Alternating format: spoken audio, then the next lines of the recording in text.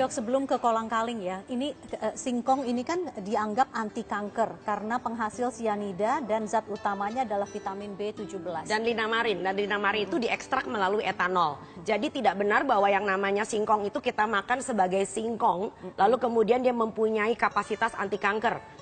Ya, ini nggak benar sama sekali. Bahwa linamarin terdapat di dalam singkong, bahwa kita punya cyanida atau yang disebut breakdownnya disebut vitamin B17, itu benar ada. Tapi harus melalui suatu proses penyaringan oleh pabrik, oleh suatu institusi kesehatan yang menggunakan metanol.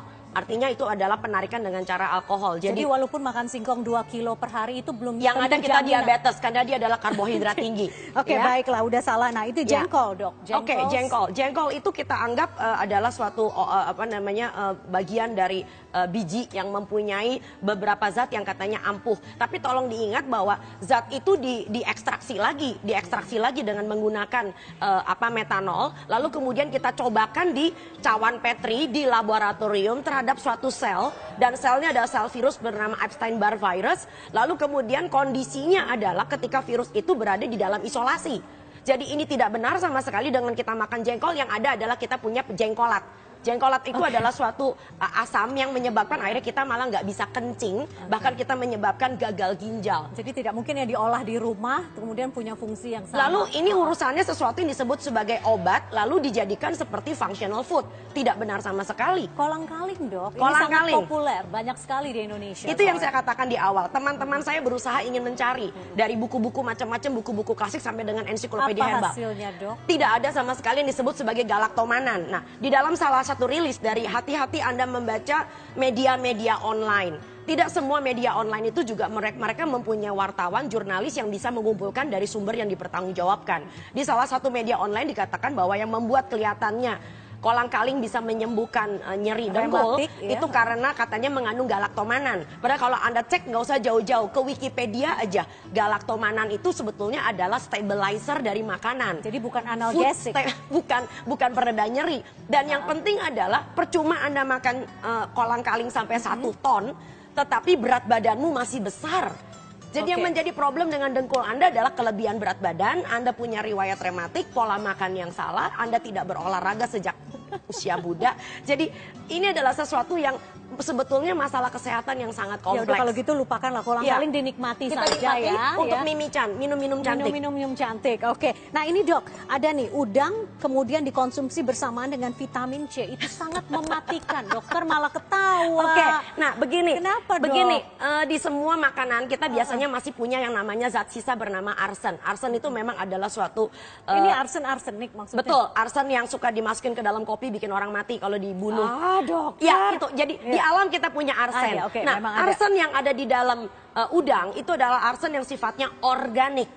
Nah, yang mematikan kita adalah arsen yang anorganik. Dan anorganik itu kalau bercampur dengan asam askorbat, yaitu vitamin C, kita meyakini menghasilkan suatu senyawa bernama trioxide arsenic yang memang mematikan, terutama manusia. Nah, yang menarik adalah di dalam udang, ya arsen yang sifatnya anorganik itu cuma kurang dari 4%. Bahkan ada tidak mungkin mematikan ya, Dok? Kalau seandainya toh dari semua udang yang kita punya, kita tarik inorganik arsennya, kita campur dengan vitamin C, maka untuk bisa mematikan tubuh sebesar saya harus makan 105 kilogram udang. 1 kuintal lebih. 1 kuintal lebih. Yang ada saya mati kekenyangan.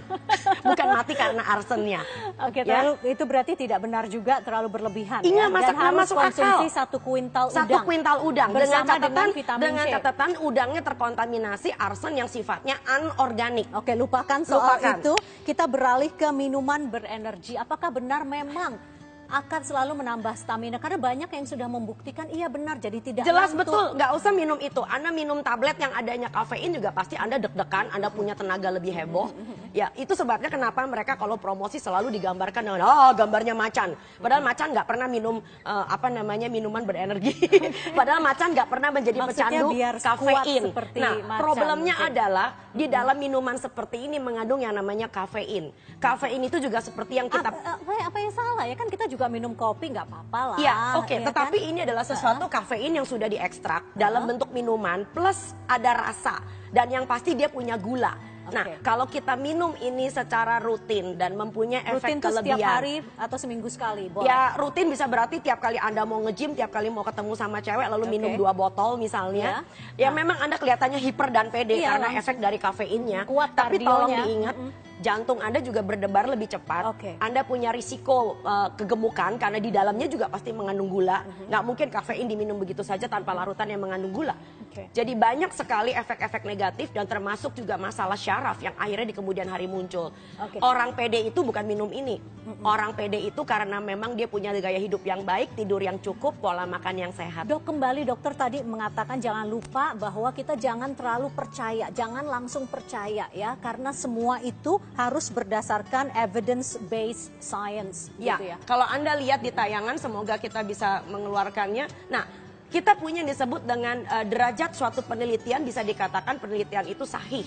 Kalau itu baru hanya kata seorang profesor, ilmu katanya, maka lihat dia tidak punya yang disebut dengan signifikansi ilmu pengetahuan.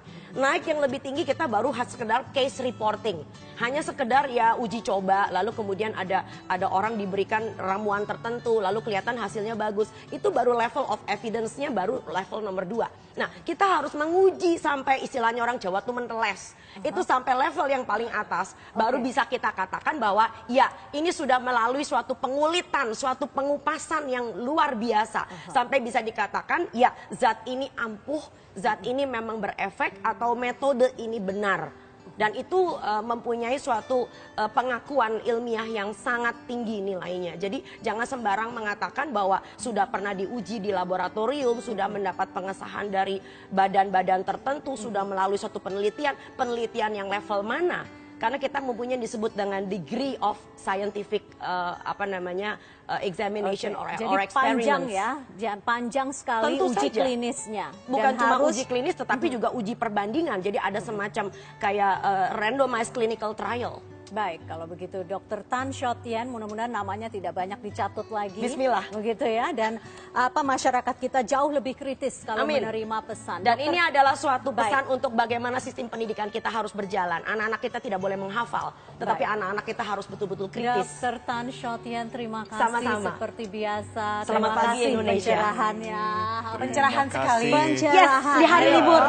Jadi katanya nggak usah minum minuman berenergi, macan aja nggak pernah minum minuman berenergi. Betul. Kita makan yang namanya singkong sambal roa. Sehat. Selalu sehat. Buat ngenyangin perut, bukan anti kanker. Dan bisa tenang Kolang makan kalinya seafood jangan sekarang lupa ya. buat Marvin ya. Wow, terima kasih. terima Bukan kasih. obat anti rematik tapi. Bukan. Bukan, ini untuk Anti minuman dahaga. buat juga makanan. bukan buat sumpel dengkul. Ya, dan pemirsa, informasi yang menyehatkan tersebut sekaligus menutup perjumpaan kita semua. Dan selamat pagi Indonesia edisi libur panjang. Selamat liburan bagi Anda semua. Saya Widya Saputra. Saya Marvin Sulistyo. Dan saya Vivia Leda Yahya. Selamat Saya Dr. pagi. Tan. Selamat pagi dan selamat menikmati libur panjang Anda.